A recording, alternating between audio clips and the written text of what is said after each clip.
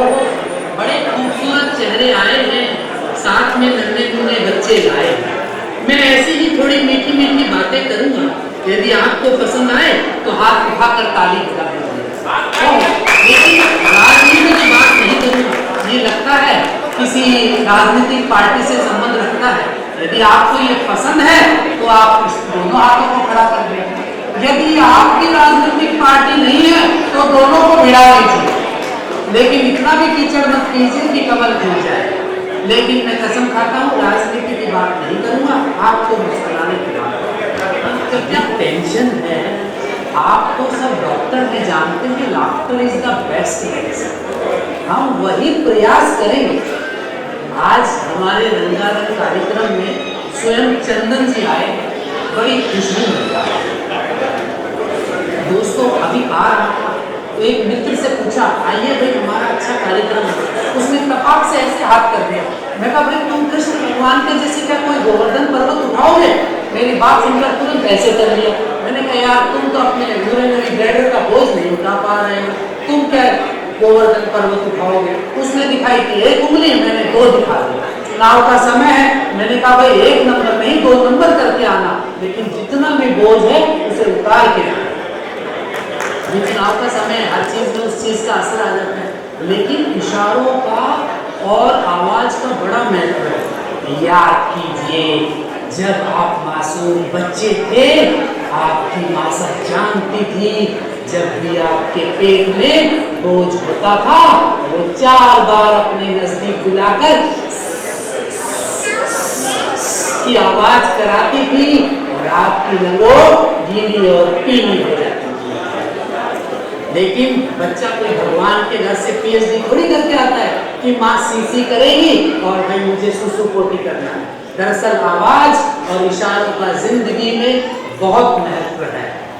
दोस्तों एक किस्सा बयान करता है, लेकिन आपने 3 इडियट्स देखी होगी जिसमें वो चतुर्लिंगम कहता है कि सर शब्द मेरे हैं पर भावनाएं किसी और की है।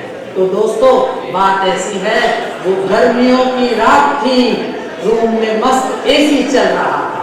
वो गर्मियों की रात थी, रूम में मस्त एसी चल रहा था। मैं शराब का पान करने के बाद मस्त अपने होशो हवास में सो रहा था। अचानक ना जाने कैसे मेरे आईफोन का पासवर्ड मेरी बीवी पा गई, चुपके से मेरे अंधेरे कमरे में आ गई। ना जाने कैसे मेरा पासवर्ड मेरी बीवी पा गई और मेरे अंधेरे कमरे में चुपके से आ गई। मेरे आईफोन पर मेरी गर्लफ्रेंड की फोटो थी और साथ में वो थी। उसने अचानक मुझे दिखाया, मेरे चेहरे पे मुस्कान थी। मुझे लगा ये क्या हो गया, ये ख्वाबों में आ रही है या हकीकत में आ गई।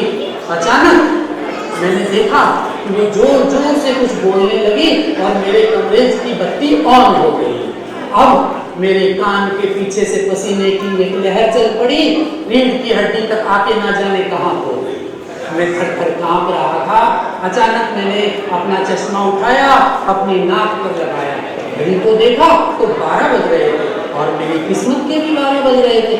मैंने कहा पंडित जी ने तो मुझे कहा था कि मेरे कुंडली में राजयोग है। मैंने कहा भगवान ये 12 का योग कब बना दिया?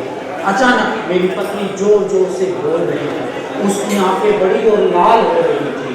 उसने कहा तुमने इसके फोटो को लाइक क्यों कर दिया, लाल कलर का दिल भेज दिया। मैं थर-थर कांप रहा था। मैंने कहा गुस्सा क्यों दो, आओ मेरे पास बैठो। मैंने अपने बेड के नजदीक लोटे को उठाया और उसे कहा 2 घूंट पानी पियो। उसने लोटा उठाया और तबाक से धरती पर दे मारा। बोले रात को 12 बजे लोटे में शराब कौन पीता है? मैं थर-थर फिर और कांप रहा था। उसकी आवाज वो जोर से हो रही थी, वो लोटा धरती पर टन-टन बज रहा था। उस समय मेरा शयन कक्ष एक मंदिर की भांति लग रहा था। वो साक्षात देवी, मैं असहाय भक्त और लोटा जमीन पे पड़ा टन-टन घंटे की भांति बज रहा था। मेरी चिंताएं बढ़ रही थी। मैंने इसे समझाया और अपने पास बुलाया। मैंने कहा देखो तुम 50 की, मैं 50 का, अपन पुराने जमाने के लोग हैं। अपने जमाने में ये क्या होता था? वो बोली ठेंगा। तो मैंने कहा उसे यही तो मैंने कहा है, क्या बकवास लग रही है ठेंगा। तो बोले लेकिन तुमने कमेंट में तो ऐसा नहीं लिखा। मैंने कहा इसीलिए तो लाल कलर का दिल भेज दिया, मेरी भावनाएं समझ जाएगी। लेकिन उस बात से भी पत्नी संतुष्ट नहीं हुई। मैंने फिर उसको कंधा पकड़कर अपनी बाजू में बैठाया। मैंने कहा इतना नाराज नहीं होते, गुस्सा थूक दो। यकीन मानिए दोस्तों, रात के 12 बज रहे थे और उसने मेरे आईफोन पर थूक दिया। मैंने सोचा आज तक ओपीडी में कभी टीबी के मरीज ने वो डब्बी थूक से भरकर नहीं दी, और मेरी बीवी ने मेरी गर्लफ्रेंड की फोटो पूरी थूक से भरी। मैं भी था पुराना आशिक, अपने आईफोन को उठाया और अपनी बनियान से सीने से लगा के पूछा, बोली बड़ी आग लगी है सीने में, सीने से लगा रहे हो? मैंने कहा नहीं, मुझे तो मेरे आईफोन से प्यार है, इसे अपने सीने से लगा रहा हूँ। ये तो मेरे कस्टमर केयर ने मुझे गिफ्ट दिया है। बोली कस्टमर केयर, ये कौन है? मैंने कहा तुम्हें जब भी कष्ट होता है तो तुम कहाँ जाकर मरती हो? तो तपाक से बोली मायके। मैंने कहा मेरा मायका ही तो मेरा कस्टमर केयर है, पिछली एनिवर्सरी को सासू माँ ने गिफ्ट दिया था, इसलिए इसे बचा रहा हूँ। मैंने अपने फोन को बचाया, अपनी जेब में रख दिया। तब मुझे याद आया शायद इसीलिए नोकिया आउटडेट हो गया और आईफोन वाटरप्रूफ हो गया। मेरी पत्नी अपनी शांत नहीं हो रही थी, लेकिन जब सासू माँ की बात आई तो थोड़ी शांत हुई। वो अपने कमरे में जा रही थी, लेकिन कहते हैं लक्ष्मी और बुरी किस्मत लौट कर कभी भी आ सकती है। वो वापस उल्टे कदमों से आई और मुझे बोली कि आप उसको अंगूठे का ऐसा भी तो लाइक कर सकते थे। मैंने कहा अरे भगवान, अगर मैं उसे ऐसा लाइक कर देता वो रात में घर में झाड़ू लेके आ जाती, तेरे पति के बच्चे कुचे बाल भी नोच जाते, तेरे पति के बच्चे कुचे बाल भी नोच जाती। किसी तरह उसे संतुष्ट किया और वो चली गई। लेकिन दोस्तों, अब भी वो कभी कभी किचन से बेलन दिखाकर मेरी भावनाएं समझ जाती है और पूछ लेती है कौन सी बुक पढ़ रहे हो? यदि कहता हूँ फेसबुक, तो तवे पर एक रोटी जलाकर अपनी भावनाएं बता देती है और मैं भी समझ जाता हूँ। लेकिन भला हो मोदी जी का, उन्होंने राम बनवा दिया। अब अपने सारे नेताओं को उसके लिए फेसबुक पे प्रमोशन के लिए काम पे लगा दिया।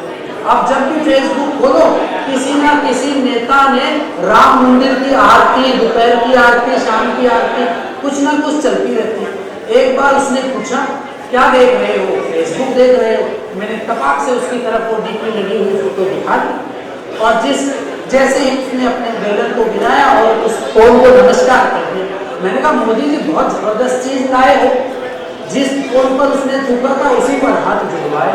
घंटे हो मोदी जी। पहले मेरे घर में महाभारत होती थी, लेकिन अब कभी कभी तुलसीदास के दोहे भी गाए जाते हैं और जय जय श्री राम के नारे लगाए जाते हैं, जय जय श्री राम के नारे लगाए जाते हैं। दोस्तों, आप चिकित्सक हैं, मैं तेजराज हूँ। बहुत से लोग अत्यधिक फीस देकर आए हैं, हमें चिकित्सक का सम्मान करना चाहिए। एक बार की बात है, एक मरीज मेरे पास आया, मेरे से पहले 5 और चिकित्सकों को दिखाया। किसी ने उसे सायरा, तो किसी ने ट्रोलीमैक्स, किसी ने जेनफ्लॉक्स, तो बिना लूज मोशन के किसी ने इलेक्ट्रॉल। दवाइयाँ तो सब अच्छी। दोस्तों देखो, सबका स्पॉन्सर्स का नाम ले रहा हूँ, ध्यान देना। तो किसी ने दवाइयाँ सब अच्छी थी और सब अच्छे डॉक्टर्स को दिखाया था। देखा कोई रिपोर्ट भी कराए हो, बोला बहुत पेट दर्द हो रहा है, रिपोर्ट भी कराई है। अपने पेट का वो निष्कर्ष निकाल आया, सोनवेर सर से सोनोग्राफी भी करा लाया। यहाँ तक कि वो परमार सर के पास गया, सीटी और एमआरआई भी नॉर्मल लेके आए। मैंने कहा दोनों बड़े बड़े मशहूर डॉक्टर, इतनी अच्छी अच्छी दवाइयाँ खा के आया, जरूर इसे कुछ और प्रॉब्लम है। मैंने देखा जब से आया है चैम्बर में, ओपीडी में बार बार ऐसे कर रहा है। मैंने कहा इसके पेट में दर्द नहीं है, इसको नेटवर्क नहीं मिल रहा। अब मुझे भी लेनी थी अपनी फीस, तो देनी थी उसको कोई चीज। मैंने खोला ड्रॉर, अपना निकाला चार्जर और वाईफाई का पासवर्ड दे दिया। पंखे के नीचे वाली खाट पे 1 घंटे के लिए चला दिया। 1 घंटे के बाद उठकर आया और बोला अब मैं ठीक हूँ, मेरा 2 GB डाटा खा गया और मेरे को एक का 500 का नोट भेज चला गया। दोस्तों, पहले ना मैं एक ही नोट लेता था, मेरी आदत, फीस में एक ही नोट लेता हूँ। पहले मैं गुलाबी लेता था, लेकिन मोदी जी ने बंद कर दिया। अब नोट सबसे बड़ा ही 500 का है, तो वो हरी पत्ती लेता हूँ। मोदी जी, इस सोशल मीडिया और इस स्टेज के माध्यम से मैं कहना चाहता हूँ, चुनाव आ गए हैं, थोड़ी तो कृपा चिकित्सकों पर भी करिए। महंगाई मारन जात है और हमारी फीस घटत जा रही है, महंगाई बढ़ रही है, हमारी फीस घट रही है, थोड़ी की कृपा कीजिए, हमारे घर में भी राशन बढ़ रही है। जय हो मोदी जी।